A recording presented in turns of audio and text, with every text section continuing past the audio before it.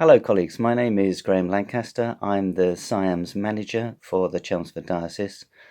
I've had that role since Easter of this year, although as you can imagine in the current circumstances I've been somewhat redundant in terms of putting the role into practice. I've received a number of communications from the National Society about SIAMS inspections during this period, and in essence the situation is as follows. There will be no inspections this term. In line with Ofsted, the intention is to recommence inspections in January 2021. As you can imagine, however, there are a large number of inspections that were due to take place in 2020, and there is no national strategy at the moment that has been agreed in terms of that process of catch-up. As soon as that is clear, I will communicate to schools exactly what the approach is going to be and what the implications are for schools within the diocese. However regrettable the situation is at present, I do think it is an opportunity for schools to reevaluate the effectiveness of their school's vision. As you will know, the school's vision is very much front and centre of the current inspection schedule. The extent to which it has underpinned the support for pupils and families and staff within schools, and the way in which it's been drawn on in the process of reintegration of children back into schools this autumn will be very much something that the inspectors will be looking at next year. The school's vision needs to be very much more than a snappy form of words which everybody can remember and recognise, or indeed an appropriate Bible passage. It needs to be at the very core of what drives the school and what informs leaders' approaches to every challenge they face, and there have been many of those over recent months. So if you haven't done so recently, this may be an opportunity to take a fresh look at that vision and how effective it has been through this period, and maybe make adjustments accordingly. My predecessor, Pamela Draycott, has produced a short paper in respect of a school's vision in the current circumstances, and Carrie will make that available following this meeting. In the meantime, I wish you well with the very challenging process of getting your schools back to whatever constitutes normal at the moment and continuing to navigate through this difficult time. As I receive further information about SIAMS inspections and what may happen in the future, I will make sure you receive it as soon as I can. Many thanks for your time this morning. If you have any questions at all in respect of SIAMS inspections, etc., Carrie will make my email address available after the meeting, and I'll be more than happy to hear from you. Thank you very much.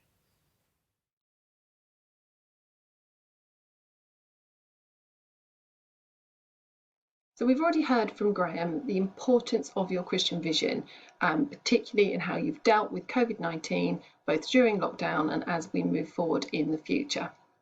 So we're going to provide some time now to reflect on the information that Pamela Draycott has put within her paper. The paper will be available to you after the session, but we're going to just take that time to reflect and to think and to discuss the impact and to think about how it's guided what we've done in school. So before we do that, I just want to draw out a little bit and remind ourselves of two of the key documents that we use within our church schools. So first of all, we all know the vision for Church of England schools, deeply Christian, serving the common good, and that within that vision, it talks about us ensuring that the pupils in our care have life in all its fullness. We want to educate the whole person, and we do that through the vehicles of wisdom, hope, community, and dignity. We then, of course, also have the SIAMS inspection framework, and you're all very used to that as something that's used for judgment when your SIAMS inspectors come into your school every 5 years. And of course, it talks about us having that distinctive Christian vision. It wants pupils and adults to be flourishing in your school, and it asks how we live out the Christian vision in the relationships and partnerships with key stakeholders. So we normally have these two documents running alongside each other as part of what we're doing and what we're working towards in our schools. However, in the year 2020, things have been slightly different because not only are you thinking and working on those, but you're having to manage a global pandemic, something that none of us could see coming 8 months ago. And the process of managing that global pandemic has meant that you have had to go through a process of rapid change, and you've had to adapt exceptionally quickly. In fact, sometimes so quickly that you've had to adapt overnight to new information that's coming into your schools. And alongside that rapid change and needing to adapt, you've also had to educate not only key worker and vulnerable children on your school site, but also you've had to educate children at arm's length.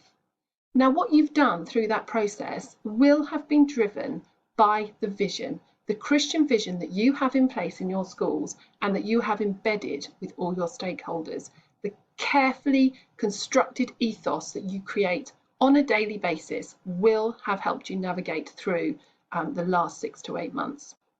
And of course, they'll continue to help you navigate as we move forward in the future. So as I've explained, this morning is about time to reflect and time to identify some of that evidence. This is going to be particularly useful if you're in a SIAMS window awaiting inspection.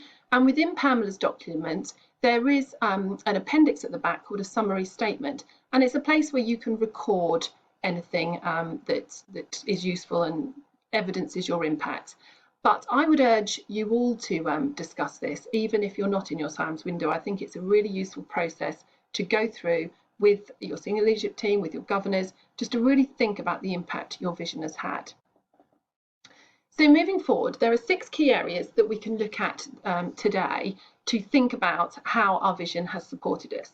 First of all, of course, there are the strategic leadership decisions. You are experts at this. You are forever making strategic leadership decisions in your role.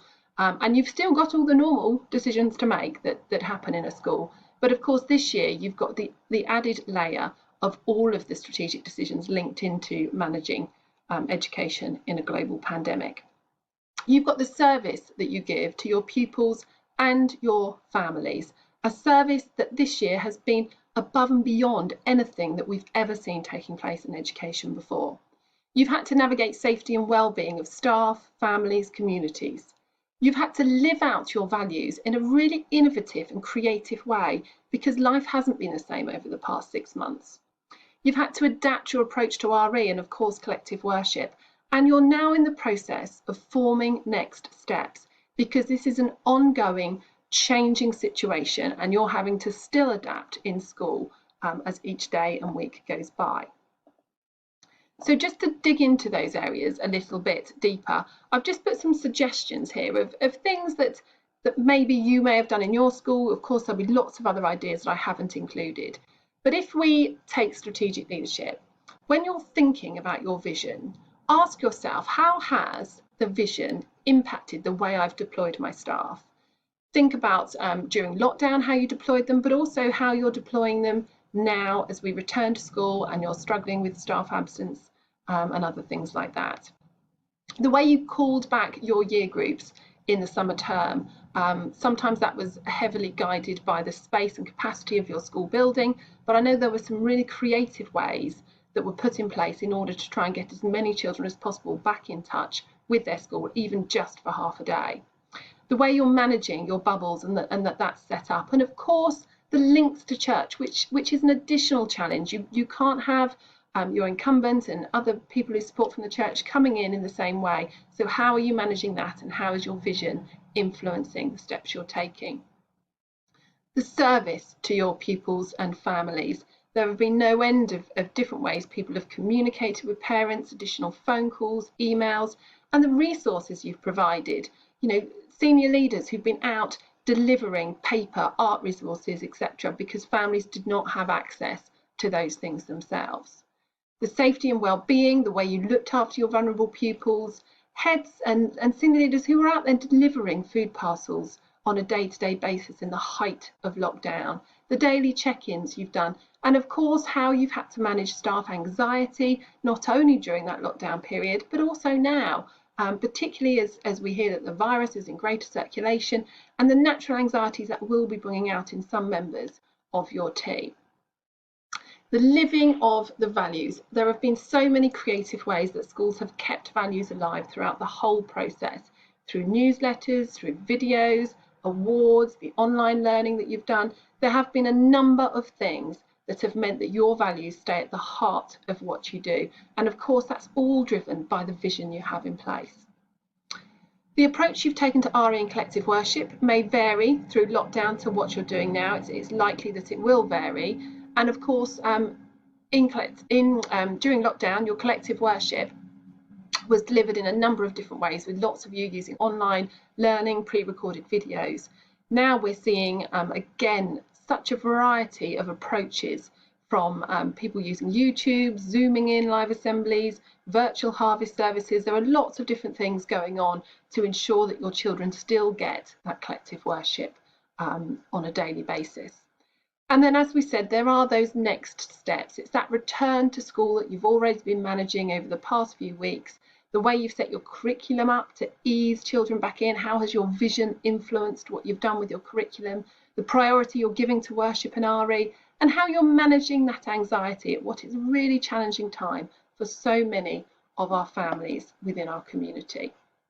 All of these things will have been influenced by the vision and the values that you have in place in your schools. Now, within Pamela's appendix that I mentioned earlier, the summary statement, she does have two key questions that she asks you to reflect on, and they're the top two questions here in these boxes. How did your Christian vision and values sustain you and help you prioritise your Christian service? And then, how are your Christian vision and values continuing to sustain you and help you from this point onwards? So it's about generating the impact that that vision has had in educating the whole person, in living it out in your relationships, and providing opportunities for your adults and pupils to flourish despite there being a global pandemic going on around you. Now, we are going to go out into breakout rooms shortly, but there's a lot here to talk about. So we're going to ask you to narrow it down, because the 5 minutes you have in a breakout room won't be long enough to discuss all the fantastic things that you've been doing in school. So we would ask you to reflect on two things. One that illustrates the impact of your vision during lockdown, something you're particularly proud of that's happened during lockdown, and one that evidences the impact of your vision since September, since that return to school, something that you were really proud that you've been doing as a school and has been working really well. So it will be two things each, which hopefully will give you all the opportunity to share some of the things that have been going on in your school.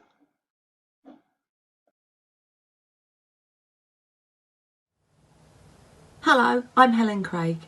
I'm one of the Diocesan School Advisors, and I also have responsibility for collective worship. Firstly, I'd like to say thank you. Thank you for all the creative ways in which you have found to reach out to your families during this time. Many of you have launched YouTube channels, Facebook pages, and reached out through Zoom. Thank you. I am sure that it is valued and appreciated by all in your school family. And now, with the return to school, collective worship is far from normal, but it is a very important way to bring the school family together again, giving children some familiar routines, renewing and refreshing our sense of belonging, celebrating your school's unique Christian vision. For great collective worship, I believe, is the heartbeat of the school and the very essence of who we are. The schools across our diocese, as you are aware, range from small rural schools to large city schools. And so each one of you will be approaching your statutory obligation to carry out daily acts of worship in your own unique ways. Some of you will be exploring face-to-face bubble worship. Some of you will be exploring outdoor worship. Some will be continuing with virtual worship, and many of you may be developing class and bubble-based worship. The collective worship leads in your school will be supporting and training colleagues, developing appropriate planning and establishing new routines. And I urge you to spend this time really considering as to how you would like collective worship to look. Invest time in establishing routines with staff and reflecting on practice, so that your collective acts of worship are meaningful experiences for all. There are a wealth of websites out there to support you with ideas, and I have signposted you to some of the more appropriate ones on our website. Please do take some time to look at them and to see if they would help you in your time of planning. This term, the education team are producing weekly collective worship suggestions drawing from the Lord's Prayer. There is an introduction with some information on what the Lord's Prayer is. The first collective worship suggestion is what is prayer, and subsequent weeks we take the Lord's Prayer phrase by phrase and unpack its meaning. Each plan follows the gathering, engaging, responding and sending format. There are suggestions and links so that each school can personalise it to their own unique needs. I hope that you will find them useful, and I would welcome your feedback and your experiences. Please do contact me on hcraig@chelmsford.anglican.org. Please do also remember that your diocesan school advisor will also be happy to help you in the development of your collective worship practice. Thank you.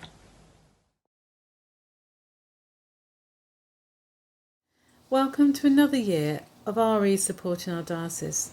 This year we're offering RE subject leader meetings virtually on a half-termly basis, an opportunity to hear national and local updates, to engage in the ongoing conversation of what it means to offer a broad and balanced RE curriculum, enabling all pupils to become religiously literate.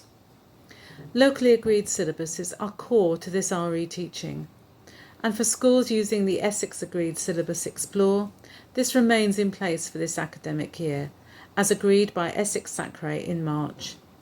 Preparations for a new agreed syllabus will begin during 2021, and the year 2021-22 will be a year of implementation.